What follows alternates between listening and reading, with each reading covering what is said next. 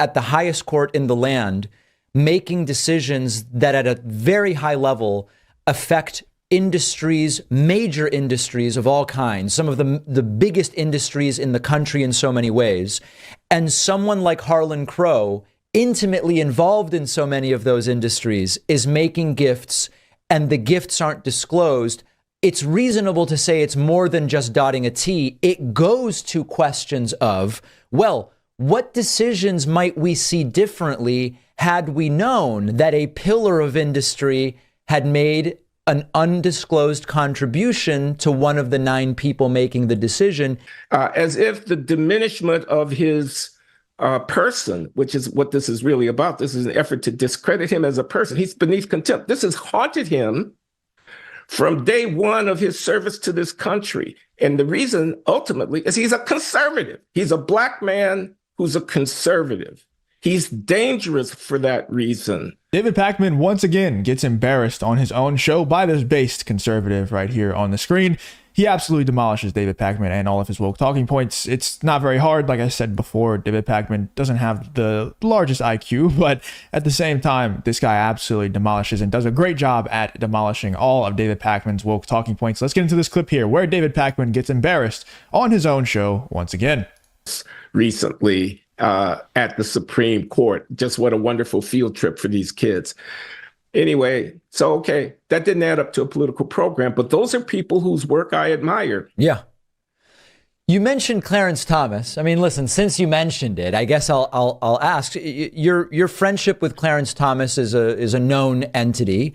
I haven't been able to find you saying anything too definitive about some of the allegations about the gifts from Harlan Crow and the loan that was forgiven for the RV without disclosure. Do you think he did anything unethical at this point based on the allegations that are out there?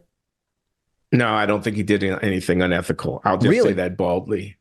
Nothing that I think it's worth us pausing about. I mean, some I's could have been better dotted and some T's better crossed. I'm not saying that there is absolutely nothing to criticize in the way that Justice Thomas has handled this issue, but he is not a corrupt man. I didn't use that word yet. He's a long way from being rich. A lot of people in politics are multi-millionaires. He's not one of them. Mm-hmm. Did he accept some gifts that he could have reported differently? I mean, I don't know, frankly, and I'm prepared to say, yes, he might have, and he well might have. Mm-hmm. But listen, this guy has been sitting on the Supreme Court for over 3 decades. He's a pillar of American law. This nitpicking, oh, he didn't dot this I, he didn't cross this T, as if he were a corrupt man. He is not a corrupt man. As if the diminishment of his person, which is what this is really about, this is an effort to discredit him as a person. He's beneath contempt. This has haunted him from day one of his service to this country. And the reason ultimately is he's a conservative. He's a Black man who's a conservative. He's dangerous for that reason. And people seek to discredit him. Yes. 100%, dude. I mean, dude, they go after every conservative, right? But a lot of times it's a whole lot easier than it is to go after someone like Clarence Thomas, because all these other conservatives out there, like Donald Trump, for example, I know he's not the most conservative man in the world, but let's just say he definitely does lean on the side of conservatism versus liberalism. It's easy to go after him. They could just say, oh, he's a racist. You know, he doesn't like Black people because he's white and he's a straight white man. So you can say he's racist, homophobic, sexist, all this stuff. But with someone like Clarence Thomas, these people worship, you know, the people that look like him. They fall at their knees. They feel guilty about what their ancestors did in the past. So it's hard to go after someone like Clarence Thomas, who was a Black conservative, because he's Black and they don't like to go after Black people. So you have to go find other things to go after him about. You have to go fabricate some stuff. And like this guy said, I think his name's Glenn Lowry. Like he said, I'm sure there's some things that he messed up on. I'm sure there's things in every single politician's life that they messed up on that you can go and find and try and get them removed from their positions for doing so. Probably a whole lot worse than anything Clarence Thomas has done. But they're going to go find those things because he is a conservative, and there's not another reason for it. That's the only reason why they're going to go out and find those things. And I'll say that with 100% confidence. They always do it. You know, every single conservative out there, they go and find everything that they possibly can in order to get them out of their positions of power. That's just how the left works. He's my friend, and I'm proud to call him that. Yeah, we don't have to spend too much time on this. I guess the counterpoint of, you know, you used the word corrupt twice. I haven't used it at all so far. Just to be clear, I didn't introduce the word corruption. I think the concern, and it seems like a reasonable concern, would be if one is at the highest court in the land making decisions that at a very high level affect industries, major industries of all kinds, some of the biggest industries in the country in so many ways. And someone like Harlan Crow, intimately involved in so many of those industries, is making gifts and the gifts aren't disclosed. It's reasonable to say it's more than just dotting a T. It goes to questions of, well, what decisions might we see differently had we known that a pillar of industry had made an undisclosed contribution to one of the 9 people making the decision. If you enjoy content like this, then make sure you leave a like and subscribe to the channel. It really does help me out a ton. Let's get back to the video. It seems potentially very relevant. Okay, I can't disabuse you of that thought. That's Okay. a hypothesis that you're going to entertain. Was Thomas's performance in the law, influenced by the gratuities that might have come his way because of his relationship with Harlan Crow or others? I don't think so, but you know, we're going to have to come to our own conclusions about that. What I want to say, though, is that he's not the only person with rich friends. Mm-hmm. That's true. There are a lot of people with rich friends. Some of them are sitting in the Oval Office of the United States of America. They're everywhere I look. Politics is, I'm going to use the word corrupt again, in a much more central way. We pay these people a pittance. The people who are serving our government are paid $300,000 or $400,000 a year. I'm sorry for the way it sounds, but in Power Alley America, that's not a lot of money. That's true. How did Nancy Pelosi get to be Nancy Pelosi? With due respect, I don't mean any disrespect in saying that. I'm saying she's not any different than anybody else in that game. So that's why I say, let's try to keep perspective on this. Yeah, that actually is a really good point.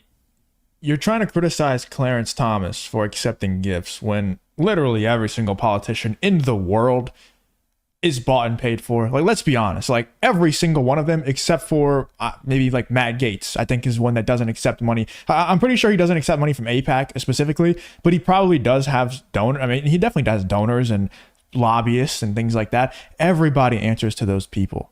That's who really pays these people's bills. Yeah, they might get a certain salary from the government, but their donors and their lobbyists, that's who really pay their bills. That's how they become multimillionaires. And I think if we really want to solve corruption, I don't think we need to be worried about people like Clarence Thomas. I think we need to start abolishing the donor class, start making it illegal to accept donations from people, and just start paying these people a flat salary. That's the way that you abolish corruption. That's the way you get rid of all of corruption in politics, is stop with this donor stuff, stop with this lobbyist stuff that these people actually answer to, and start forcing them to actually answer to the American people who aren't putting money in their pockets. Because, like, I mean, if you were in their position, you'd probably do the same thing. Like, let's be honest. If you're in their position, you're probably also going to accept the money. And then with that money, you're expected to make certain decisions that benefit these lobbyists and these donors. That's not in the best interest of the American people. And people wonder, you know, the left always wonders why these politicians keep making decisions that make the rich richer. Well, it's because the rich are paying their bills, idiots. They're putting money into their pockets. And instead, you're worried about people like Clarence Thomas, who is accepting gifts and not that expensive in comparison to these other people and what they're accepting. You're worried about Clarence Thomas? You need to be worried about all of your politicians who are accepting gifts from China, from our enemies, and from the people who are running this country into the ground on purpose, if you know what I'm saying. That's what you need to be worried about, not Clarence Thomas accepting a gift. It's ridiculous. Yeah, I mean, I think, again, Glenn, the reason that to me is a concern is it sounds like you're sort of saying, even if it was wrong, he doesn't make that much money compared to other people, therefore it's okay, which if it violates the canons of judges, it violates the canons of judges. I'm not conceding that point at all. What was wrong? That he changed his vote for some gratuity? I don't believe that for a minute. No, I'm not making that argument. Excuse me, let me just say this, David. Yeah. His principled justification for his jurisprudence has a foundation that's a quarter century old. He didn't just come to the view because somebody passed some bucks to him under the door. That's what he actually believes. Yeah, no, and to be clear, my only point was that when you say it's really not that big of a deal because at the end of the day, these people are underpaid, it sounds like a justification rather than an actual defense of the action. No, all I mean to say is if you're Stephen Breyer, retired justice of the Supreme Court, or if you're Ruth Bader Ginsburg or somebody like that, and I don't mean any disrespect to these people. Okay. You have rich friends. Okay.